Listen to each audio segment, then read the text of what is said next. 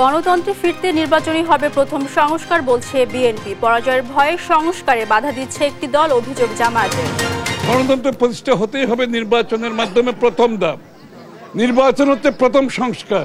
সমস্যা তৈরি করার চেষ্টা করবেন, বুঝতে হবে তারা সুষ্ঠু নির্বাচনে হলে হয়তো পরাজয়ের ভয় করছেন, অথবা বাস্তবিক করে কেটে কুটে বাক্স ভর্তি করে আবার বিজয়ী হতে চান। ঢাকা মেডিকেল মর্গে জুলাই বিপ্লবের 6 বেওয়ারিশ মরদেহ। তরুণ প্রজন্মকে রুখতে পারবে না কোনো অপশক্তি, ভোলায় সার্জিস আলম। চরম ভূমিকম্পের ঝুঁকিতে রংপুর, বহুতল ভবন নির্মাণে মানা হচ্ছে না নীতিমালা। 8 মাত্রার কম্পনে ব্যাপক ধ্বংসযজ্ঞের শঙ্কা বিশেষজ্ঞদের। ভূমিকম্প দেখেছি এবং রিসেন্টলিও আমরা দেখছি, এবং আমরা জানি যে এই দিকে যে ফল্ট লাইনটা আছে সেখানে এনার্জি স্টোর হচ্ছে এবং যে কোনো মুহূর্তে একটা বড়সড় ভূমিকম্প হতে পারে। বরিশাল পুলিশের বিতর্ক পিছু ছাড়ছে না, নানা অপরাধের শাস্তির আওতায় 400-র বেশি সদস্য, অপরাধীদের ছাড় না দেওয়ার ঘোষণা। বদলাইনি সাভারের ফুটপাতের চিত্র, রাজনৈতিক দলের নাম ভাঙিয়ে চলছে চাঁদাবাজি, মাসোহারা পেয়ে নীরব পুলিশ। প্রশাসনের নাগে ডুবাইতে এগুলি করছে। 100 টাকা করে কারে দিতে হয় এটা? এটা ওই আছে নেতারা থাকে। এবং আন্তর্জাতিক ক্রিকেটকে বিদায় জানালেন তারকা খেলোয়াড় তামিম ইকবাল, খেলবেন না চ্যাম্পিয়ন্স ট্রফি, ফেসবুক পোস্টে ঘোষণা। দেখছিলেন শিরোনামগুলো। সংবাদ সকালের সঙ্গে আছি মারজানা শক্তি। বিস্তারিত। দেশের নতুন যাত্রায় প্রয়োজন অরাজনৈতিক ঐক্য। তরুণ মেধাবীদের সুযোগ সৃষ্টি করতে ক্রীড়াঙ্গন নিয়ে নতুনভাবে কাজ করবে বিএনপি, এমনটি জানিয়েছেন দলটির মহাসচিব মির্জা ফখরুল ইসলাম আলমগীর। এদিকে দলের স্থায়ী কমিটির সদস্য আমির খসরু মাহমুদ চৌধুরী বলেছেন, গণতন্ত্রে ফিরতে নির্বাচনী প্রথম সংস্কার। আর বিএনপি জামায়াতের মধ্যে কোনো দূরত্ব তৈরি হয়নি বলে জানান আরেক নেতা নজরুল ইসলাম খান। বিস্তারিত নিয়াজ মোর্শেদের প্রতিবেদনে। শুক্রবার সকালে বিএনপি চেয়ারপারসনের কার্যালয়ে সমমনা জোটের সাথে বিএনপির লিয়াজু কমিটির বৈঠক হয়। বৈঠক শেষে বিএনপির স্থায়ী কমিটির সদস্য নজরুল ইসলাম খান কথা বলেন গণমাধ্যমের সঙ্গে। বলেন, বিএনপির সঙ্গে জামায়াতের কোনো দূরত্ব তৈরি হয়নি। এমন কোনো দূরত্বর কিছু নাই। তারাও গণতন্ত্র চায়, তারাও নির্বাচন চায়, তারাও মানুষের অধিকারের কথা বলে, আমরাও বলি। কিন্তু যদি কেউ কখনো বলে আর কি যে শুধু তারা দেশপ্রেমিক, তাহলে তো আমাদের কষ্ট লাগবেই। আমরা তো বলবো আর কি যে ভাই কথাটা ঠিক না, আমরা সবাই দেশপ্রেমিক। দুপুরে 15 বছর যুক্তরাষ্ট্রে থাকা বিএনপির নেতৃবৃন্দের সাথে শহীদ প্রেসিডেন্ট জিয়াউর রহমানের সমাধিতে শ্রদ্ধা নিবেদন শেষে কথা বলেন দলের স্থায়ী কমিটির আরেক সদস্য আমির খসরু মাহমুদ চৌধুরী। বলেন, খালেদা জিয়ার বিদেশি যাত্রাকে কেন্দ্র করে কেউ যদি -2 ফর্মুলার কথা চিন্তা করে, তাদের সেই স্বপ্ন কখনোই পূরণ হবে না। এ সময় তিনি আরো বলেন, গণতন্ত্র ফেরাতে নির্বাচনী হবে প্রথম সংস্কার। বাংলাদেশ জাতীয়তাবাদী দল আজকে যেখানে দাঁড়িয়েছে, সবচেয়ে জনপ্রিয় দল, সবচেয়ে জনপ্রিয় নেত্রী, সবচেয়ে জনপ্রিয় নেতা তারেক রহমান আজকে বাংলাদেশে। বাংলাদেশ তাদের অপেক্ষায় আছে, থাকবে। এখানে -2 কথা যারা বলে, এগুলো তাদের, অনেকে বলে না উইশফুল থিঙ্কিং, ইংরেজিতে বলে না, আশা আর কি। ওই আশা জীবনে পূরণ হবে না। এদিন বিকেলে রাজধানীর মিরপুরে জিয়া আন্তঃথানা ফুটবল টুর্নামেন্ট উদ্বোধন করেন বিএনপি মহাসচিব মির্জা ফখরুল ইসলাম আলমগীর। এ সময় বিএনপি মহাসচিব বলেন, ফ্যাসিস্ট সরকারের সময় ক্রীড়া অঙ্গন দলীয়করণের কারণে বঞ্চিত হয়েছে দেশের মেধাবী তরুণরা। তিনি আরো বলেন, দেশের নতুন যাত্রায় প্রয়োজন অরাজনৈতিক ঐক্য। আমাদের সঙ্গে, আমাদের দলের সঙ্গে, আমাদের রাজনীতির সঙ্গে যে নির্মল বিনোদন, ক্রীড়া, সাংস্কৃতিক জগৎ, ক্রীড়াঙ্গন, এটার কিন্তু একটা ওতপ্রোত সম্পর্ক আছে। কালচারাল যে ডেভেলপমেন্ট, সেটা আমাদেরকে করতে হবে। তরুণরা যারা বিপথে না যায়, তারা যেন মাদক অন্যান্য যে অপরাধ জগতের সঙ্গে জড়িত না হয়, তারা যেন মাঠে আসে। তরুণ মেধাবীদের সুযোগ দিয়ে বিএনপির ভারপ্রাপ্ত চেয়ারম্যান তারেক রহমান সত্যিকার অর্থে সমৃদ্ধ ও আন্তরিক বাংলাদেশ বিনির্মাণ করতে চান বলেও জানান বিএনপি মহাসচিব। নিয়াজ মোর্শেদ, দেশ টিভি, ঢাকা। এদিকে বিকেলে বঙ্গবন্ধু মেডিকেলে হামলায় আহত গণ অধিকার পরিষদের মুখপাত্র ফারুক হাসানকে দেখতে গিয়ে আমির খসরু মাহমুদ চৌধুরী বলেন, রাষ্ট্রীয় পৃষ্ঠপোষকতায় যদি রাজনীতি করতে হয় তাহলে শেখ হাসিনাকে বিদায় করার প্রয়োজন ছিল না। রাজনীতি করতে চাইলে পরস্পরের প্রতি সম্মান রেখে রাজনীতি করতে হবে। এ সময় তিনি গুটি কয়েক মানুষের কথায় নয়, দেশ জনগণের কথায় চালাতে হবে বলে উল্লেখ করেন। পরে ফারুক হাসানের ওপর হামলার তীব্র নিন্দা ও প্রতিবাদ জানান আমির খসরু। এদিকে 24 ঘন্টার মধ্যে ফারুক হাসানের ওপর হামলাকারীদের গ্রেফতার করা না হলে নিম্ন আদালত ঘেরাওয়ের আলটিমেটাম দিয়েছেন গণ অধিকার পরিষদের সাধারণ সম্পাদক মোহাম্মদ রাশেদ খান। আরেকজনের মতকে রেসপেক্ট করতে হবে, সেটি আগামী দিন রাজনীতি আমরা চাই বাংলাদেশ। এবং জনগণের হচ্ছে শেষ কথা। আমরা কিছু লোক এখানে বলছি কিছু সিদ্ধান্ত নিয়ে এই দেশ চলবে না। জনগণের সিদ্ধান্ত নিয়ে দেশ চলবে। জনগণের মালিকানার জন্য আমরা যুদ্ধ করেছি না, তার মালিকানা ফিরিয়ে দিয়ে তাদের সিদ্ধান্ত নিয়ে দেশ চলতে হবে। আগামী 24 ঘন্টার মধ্যে তাদের গ্রেফতার দাবি করছে। অন্যথায় যে বিচারক এদের জামিন দিয়েছে তার পদত্যাগের জন্য আমরা নিম্ন আদালত প্রয়োজনে ঘেরাও করব। এদিকে জুলাই আন্দোলনে অংশীদার রাজনৈতিক দলগুলোকে বিভেদ ভুলে ঐক্য গড়ার আহ্বান জানিয়েছেন জামায়াত ইসলামের সেক্রেটারি জেনারেল অধ্যাপক মিয়া গোলাম পরোয়ার। অত্যাবশ্যকীয় সংস্কার শেষে শিগগিরই নির্বাচনের দাবিও জানান তিনি। শুক্রবার দুপুরে গাজীপুরের ভবানীপুরে মুক্তিযোদ্ধা কলেজ মাঠে জেলা জামায়াতের কর্মী সম্মেলনে তিনি এসব কথা বলেন। জামায়াত সেক্রেটারি বলেন, যারা সংস্কারের সহযোগিতা না করে নির্বাচনকে বাধাগ্রস্ত করতে চায় তারা সুষ্ঠু নির্বাচনে পরাজয়ের ভয় করছেন অথবা তারা জাল ভোটের মাধ্যমে ক্ষমতায় আসতে চায়। তিনি বলেন, জামায়াত ইসলাম ভোট চুরিতে বিশ্বাসী নয়, তাদের দলে এসব করার মতো কেউ নেই।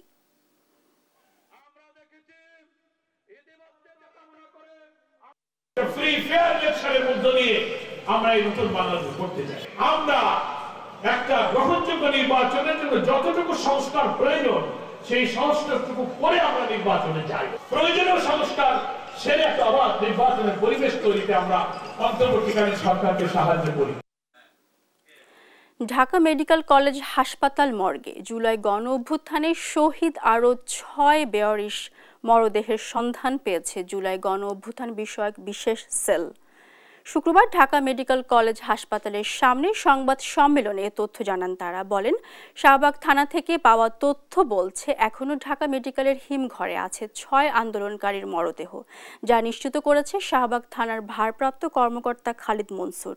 ময়নাতদন্তে এদের মধ্যে 5 জন আঘাতে মৃত্যু হয়েছে বলে উল্লেখ করা হয়েছে। এ সময় কারো পরিবারের সদস্য মিসিং থাকলে 0162132418 নম্বরে যোগাযোগ করার অনুরোধ জানিয়েছেন জুলাই গণ অভ্যুত্থান বিষয়ক বিশেষ সেলের নেতারা।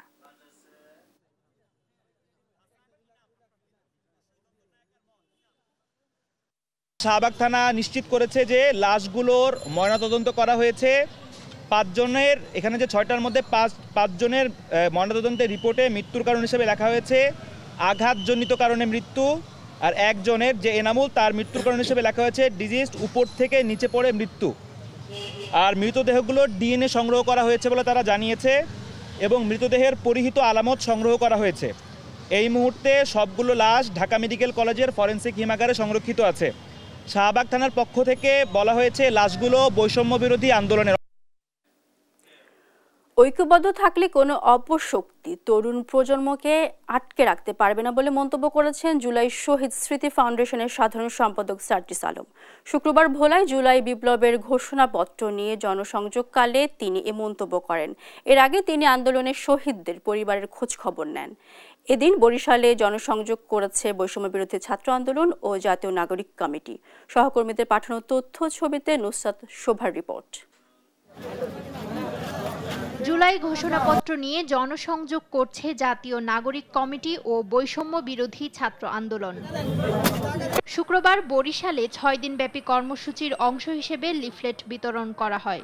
নগরীর নতুল্লাবাদ কেন্দ্রীয় বাস টার্মিনাল এলাকায় শুরু হওয়া কর্মসূচিতে অংশ নেন নাগরিক কমিটির যুগ্ম সদস্য সচিব ডাক্তার মাহমুদা আলম মিতু। বলেন, জুলাই আন্দোলনে ছাত্র জনতার আত্মত্যাগের স্বীকৃতির জন্যই নেওয়া হয়েছে জনসংযোগ কর্মসূচি। সরকারের পক্ষ থেকে একটা ঘোষণাপত্র দরকার বা একটা সম্মতি দরকার, সমর্থন বা স্বীকৃতি দরকার। এই স্বীকৃতির জন্যই আমরা ঘোষণাপত্রের যে লিফলেট বিলি করার যে প্রোগ্রাম নিয়েছি, এটাই। সরকার তো অলরেডি সম্মতি জানিয়েছেন। এদিন ভোলায়ও জনসংযোগ করা হয়। অংশ নেন জুলাই শহীদ স্মৃতি ফাউন্ডেশনের সাধারণ সম্পাদক সার্জিস আলম। বলেন, ঐক্যবদ্ধ থাকলে কোনো অপশক্তি তরুণ প্রজন্মকে আটকে রাখতে পারবে না। বৈষম্যহীন আগামীর বাংলাদেশ গড়ার প্রত্যাশার কথাও জানান তিনি। আগামীর এই নতুন বাংলাদেশে আমরা যারা তরুণ প্রজন্ম রয়েছে, একটু কথা মনে রাখবেন, আমরা যদি ঐক্যবদ্ধ হতে পারি কোনো অপশক্তি আমাদেরকে আটকে রাখতে পারবে না। তাই আপনাদের প্রতি সংগ্রামী অনুরোধ, আগামীর এই বাংলাদেশে, আগামীর এই ভোলায় আপনারা আপনাদের জায়গা থেকে যে কোনো যৌক্তিক দাবিতে আপসী মনোভাব দিয়ে রাজপথে থাকবেন, যৌক্তিক উপায়ে সকল দাবি উপস্থাপন করবেন। আপনাদের যে কোনো যৌক্তিক দাবিতে আমরা আপনাদের সাথে থাকবো।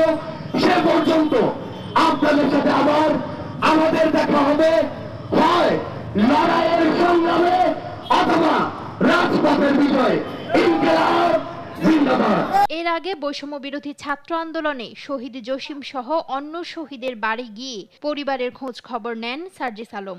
তার সঙ্গে ছিলেন কেন্দ্রীয় নাগরিক কমিটির মুখপাত্র সামান্তা শারমিন সহ ভোলার সমন্বয়করা। নুসরাত শোভা, নিউজ ডেস্ক, দেশ টিভি। দুর্যোগ ব্যবস্থাপনা ও ত্রাণ মন্ত্রণালয় ২৮ বছর আগে ভূমিকম্পের রেড জোন হিসাবে রংপুরকে ঘোষণা দেয়।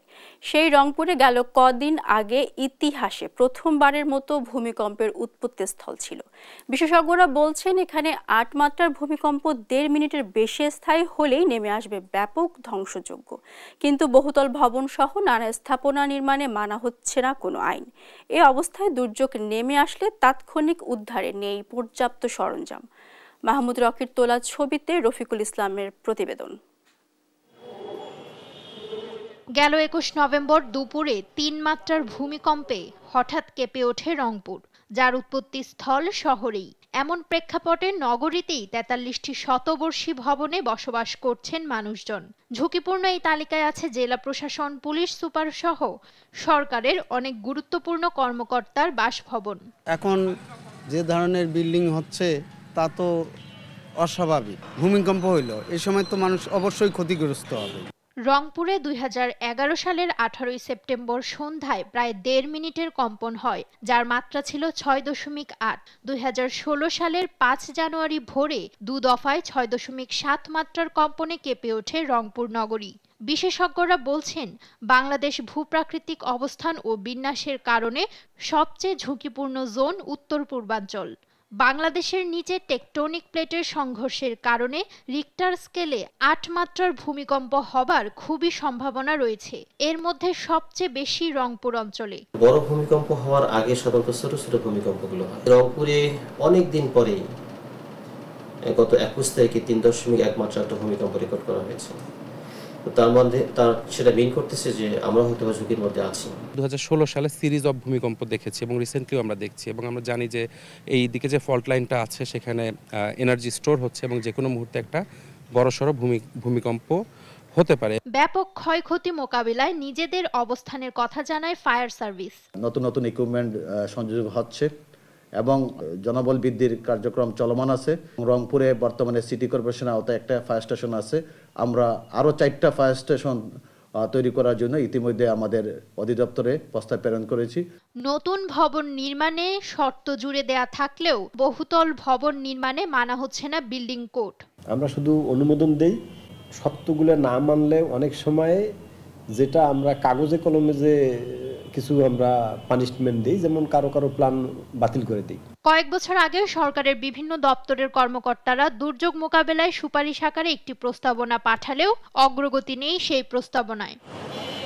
নিউজ ডেস্ক, দেশ টিভি। বিতর্কিত কর্মকাণ্ড যেন পিছু ছাড়ছে না বরিশাল পুলিশের।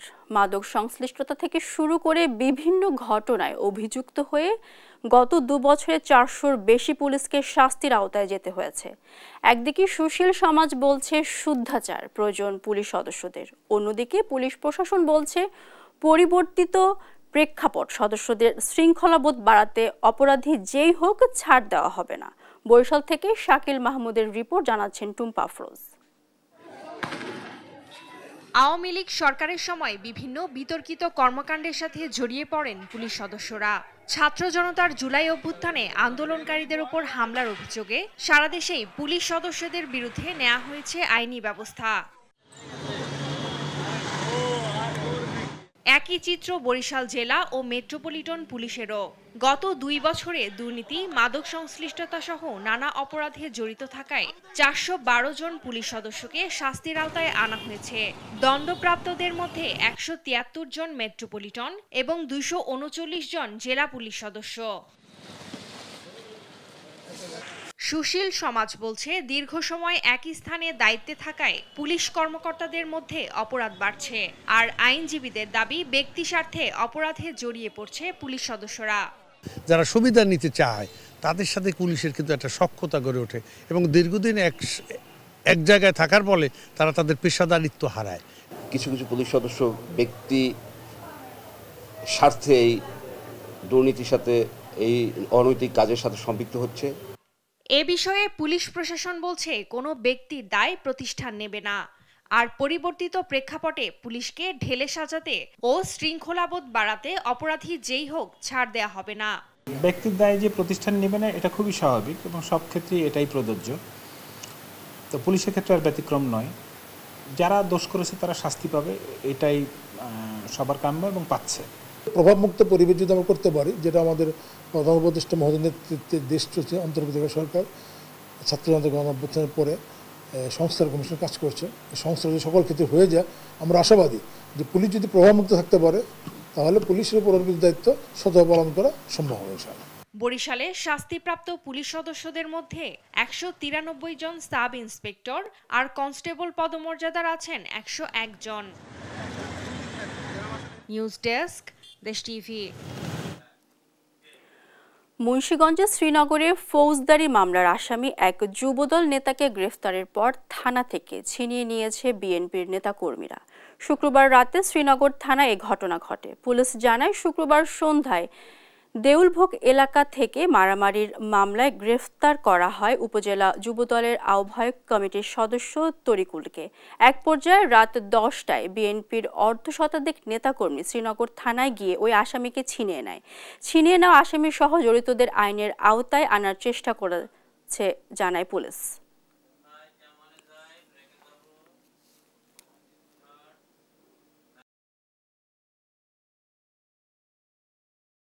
পৌষের শেষে হাড় কাঁপানো শীত নেমেছে উত্তরাঞ্চল সহ দেশের বিভিন্ন জেলায়। এতে অনেকটা বিপর্যস্ত জনজীবন। পঞ্চগড়ের তেঁতুলিয়া আজ সর্বনিম্ন তাপমাত্রা 8.5। খুব প্রয়োজন ছাড়া ঘর থেকে বের হচ্ছেন না কেউই। কুড়িগ্রামে বইছে শৈত্যপ্রবাহ। বেলা বাড়ার সঙ্গে সঙ্গে সূর্যের দেখা মিললেও কমেনি ঠান্ডা। এদিকে আজ চুয়াডাঙ্গায় শৈত্যপ্রবাহ না থাকলেও শীতের প্রকোপ বেশি। হাড় কাঁপানো শীতে বিপর্যস্ত জনজীবন। তীব্র শীত উপেক্ষা করেই জীবিকার তাগিদে কাজে নেমেছেন শ্রমজীবীরা।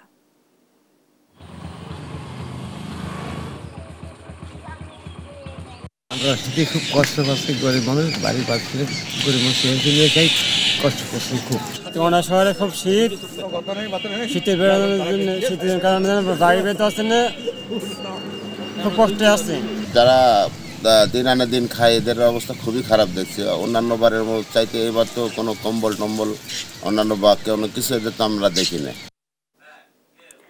পৌষের শেষে শীতের দাপট বেড়েছে নওগাঁ ও কুড়িগ্রামে। এ নিয়ে বিস্তারিত জানাতে যুক্ত হচ্ছেন সহকর্মী কাজী কামাল হোসেন ও জুয়েল রানা। কামাল, এই শীতে ছিন্নমূল মানুষদের জীবনে আসলে কি ধরনের প্রভাব পড়েছে আমাদের জানাবেন।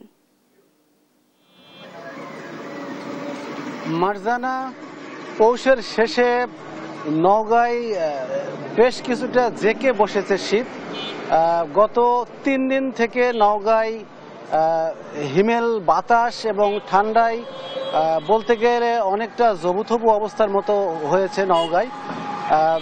নওগাঁয় মূলত সকাল থেকে বিকেল অবধি রোদের দেখা মিললেও বিশেষ করে সন্ধ্যা থেকে রাত এবং রাত থেকে সকাল পর্যন্ত বেশ ঠান্ডা পড়েছে নওগাঁয়।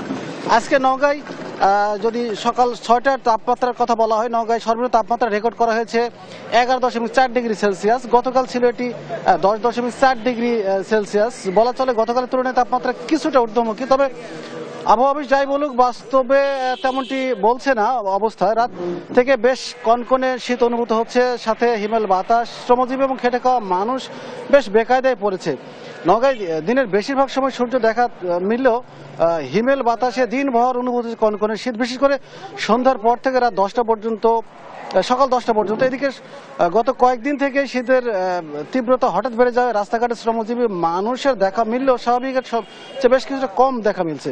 জেলার হাসপাতালে শীতজনিত রোগের কারণে বয়স্ক এবং শিশু রোগীর সংখ্যা বেশ বাড়তে শুরু করেছে।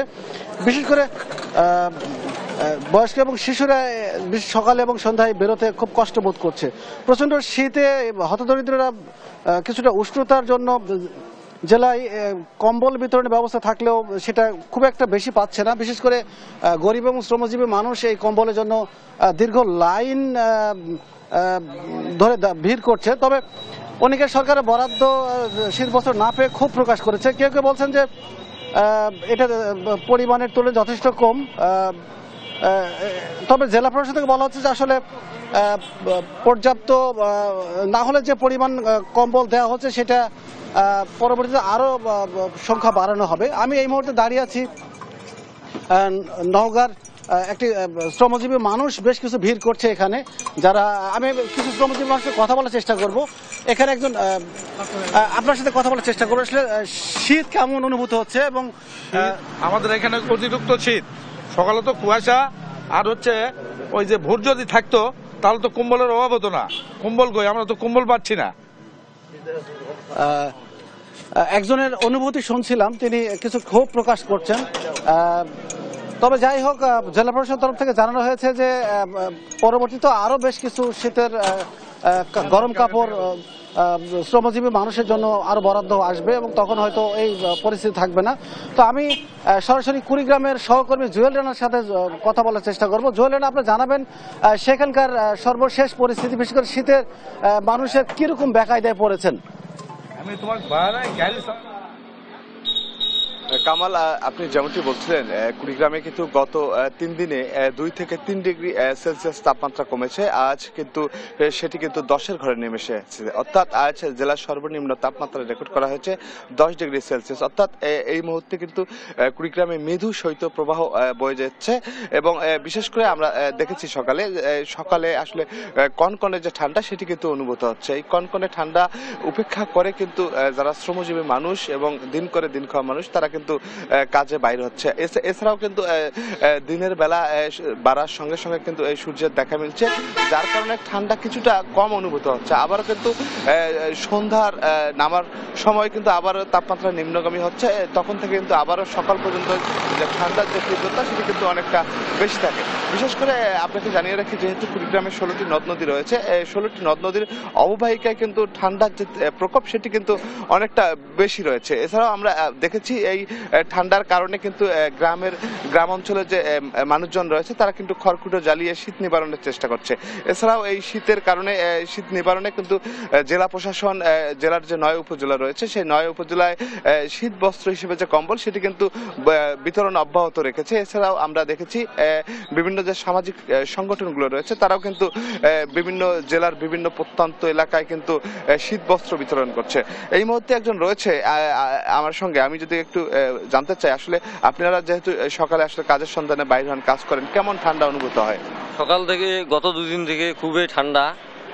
আজকে সকাল থেকে সন্ধ্যা পর্যন্ত ঠান্ডা থাকে, তার মধ্যে হাত পা শিরশির করে ঠান্ডাতে, মানে নাক মুখ দিয়ে ঠান্ডাও লাগে শীতে। রোদ উঠে দুপুরে একটু, আবার ঠান্ডা সকাল থেকে সন্ধ্যা পর্যন্ত, এই পর্যন্ত। আপনি শুনছিলেন যে আসলে কুড়িগ্রামে কিন্তু ঠান্ডার যে প্রকোপ সেটি কিন্তু সন্ধ্যা থেকে সকাল পর্যন্ত আসলে প্রকোপ আকার ধারণ করে।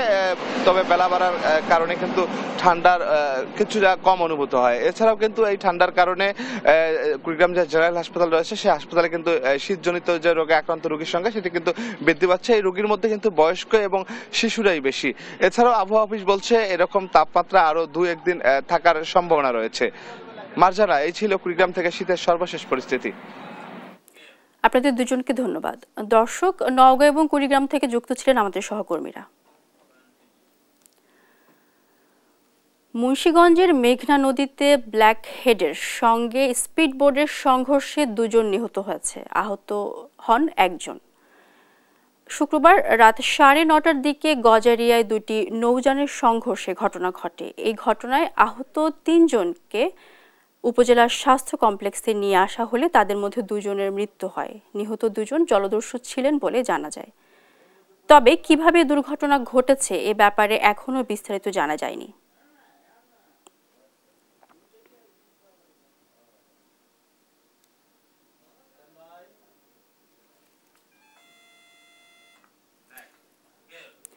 স্বৈরাচার শেখ হাসিনা সরকারের পতনের পরেও সাভারের ফুটপাতে আগের মতোই চলছে চাঁদাবাজি।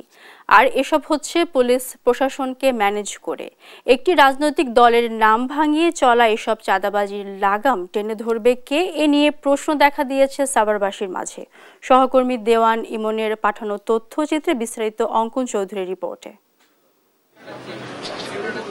সাভার বাজার বাসস্ট্যান্ড, হেমায়তপুর, নবীনগর, আশুলিয়া, পল্লী বিদ্যুৎ ও রপ্তানি এলাকায় এভাবেই ফুটপাতে দোকান বসিয়ে চলছে রমরমা চাঁদাবাজি। প্রতিদিন দোকান ভেদে তোলা হচ্ছে 100 থেকে 1000 টাকা পর্যন্ত চাঁদা। বিগত দিনে এসব এলাকায় চাঁদাবাজি করত পতিত আওয়ামী লীগের কর্মীরা। তবে 5 আগস্টে স্বৈরাচারের পতনের পর চাঁদাবাজির হাত বদল হয়েছে। আগের মতোই চাঁদাবাজিতে মেতে উঠেছে একটি রাজনৈতিক মহল। প্রশাসনের নাকের ডগায় এসব চাঁদাবাজি অব্যাহত থাকলেও নেওয়া হচ্ছে না কোনো পদক্ষেপ। 100 টাকা 100 টাকা করে কারে দিতে হয় এটা? এটা ওই আছে নেতাগাররা থাকে, রাতের দিকে এসে সব থেকে টাকা তুলবে, নিয়ে তারপর যায় 200, 100, 150, 50 যার কাছে যা নিতে হবে। দৈনিক 110 টাকা ধরেন কারেন্ট বিল, লাইট বিল যায়। আপনার এই দোকানে প্রতি মাসে কত টাকা দিতে হয় সেটা বলেন। ওই তো 2100 টাকা যায়। সড়ক মহাসড়কের ফুটপাত দখল করে গড়ে ওঠা এসব অবৈধ স্থাপনার কারণে পথচারীরা চরম দুর্ভোগ পোহাচ্ছে। একই সঙ্গে সৃষ্টি হচ্ছে তীব্র যানজটের। সবকিছু জেনেও নিশ্চুপ প্রশাসন।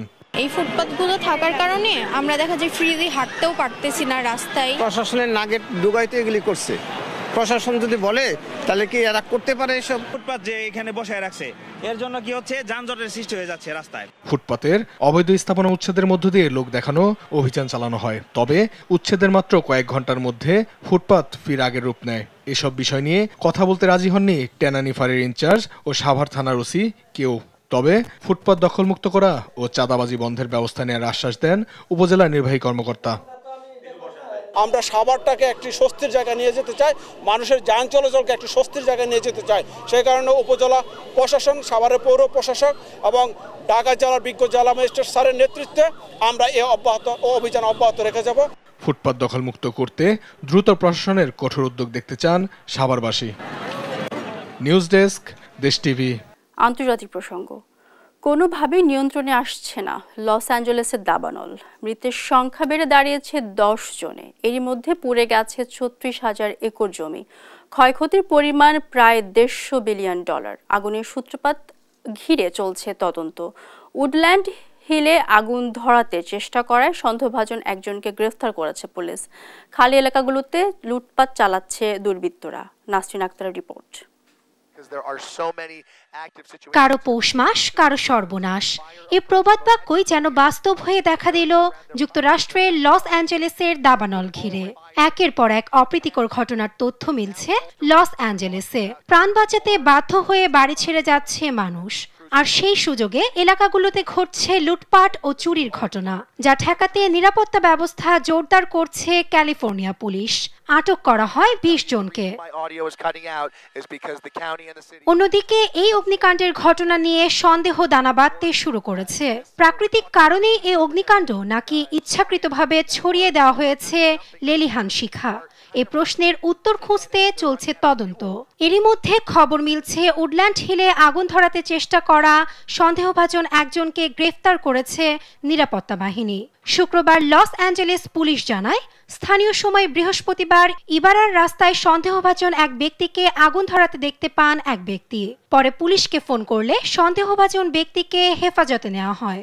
যদিও এ নিয়ে কোনো মন্তব্য করেনি নিরাপত্তা বাহিনী। তবে এলএপিডির সিনিয়র লিড অফিসার চার্লস ডিনসেল জানান, তাদের ধারণা এটি ইচ্ছাকৃতভাবে লাগানো আগুন।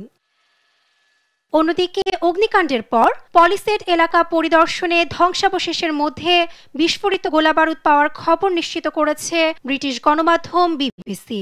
এতে অগ্নিকাণ্ডের কারণ ঘিরে নতুন চাঞ্চল্য তৈরি হয়েছে। এরই মধ্যে নিয়ন্ত্রণে এসেছে লস অ্যাঞ্জেলেসে জ্বলতে থাকা 6টি দাবানলের 4টি, তবে এখনও অনিয়ন্ত্রিত পূর্ব ও পশ্চিমাংশের 2টি বিশাল দাবানল। নাসরিন আক্তার, নিউজ ডেস্ক, দেশ টিভি। ভয়াবহ দাবানলে ঘরবাড়ি হারিয়ে মানবিক বিপর্যয়ের সম্মুখীন লস অ্যাঞ্জেলেসের পূর্ব ও পশ্চিমাঞ্চলের বাসিন্দারা। এতে ক্ষয়ক্ষতির পরিমাণ দাঁড়িয়েছে $150 বিলিয়ন। বিপর্যস্ত এসব মানুষের পাশে দাঁড়িয়েছেন হলিউড তারকা থেকে শুরু করে ধন কুবেররাও। নীরব দাসের রিপোর্ট। দাবানলে মাথা গোঁজার ঠাঁই হারিয়ে বাস্তুচ্যুত লস অ্যাঞ্জেলেসের পূর্ব ও পশ্চিমাঞ্চলের বাসিন্দারা সব হারিয়ে পরিবার নিয়ে ঠাঁই নিয়েছেন শরণার্থী শিবিরে। কিন্তু সবাইকে সর্বহারা করেও থামছে না দাবানলের লেলিহান আগুন। সতর্ক করা হয়েছে আরও 2 লাখ সাধারণকেও। দাবানলে 5টি অঞ্চলের অন্তত 36,000 একর এলাকা ছাই হয়ে গেছে। ভস্মস্তূপে পরিণত হয়েছে 10,000 বাড়িঘর। তবে ঝড়ো বাতাস কমে আসায় আশার আলো দেখছেন দমকল কর্মীরা। বলছেন এবার অন্তত ছড়িয়ে পড়া আগুন নিয়ন্ত্রণে সক্ষম হবেন তারা। এর মধ্যেই পরিস্থিতি মোকাবেলায় $1 মিলিয়ন মানবিক সহায়তা দিয়েছে হলিউড তারকা জিমি লি। অন্যদিকে মার্কিন রেড ক্রিসেন্টের হাতে আরও $1 মিলিয়ন সহায়তা তুলে দিয়েছে ফক্স কর্পোরেশন। খাবার ও পানি নিয়ে হাজির সেলিব্রিটি শেফ জস এন্ড্রেস। এছাড়া আগুন নিয়ন্ত্রণে সাহায্যের হাত বাড়িয়েছেন ক্ষমতা ছাড়তে যাওয়া কানাডার প্রধানমন্ত্রী জাস্টিন ট্রুডো। সামাজিক যোগাযোগ মাধ্যম এক্সের এক পোস্টে দমকল কর্মী সহ ওয়াটার ক্যানন পাঠানোর কথা নিশ্চিত করেন তিনি। নীরব দাস, নিউজ ডেস্ক, দেশ টিভি।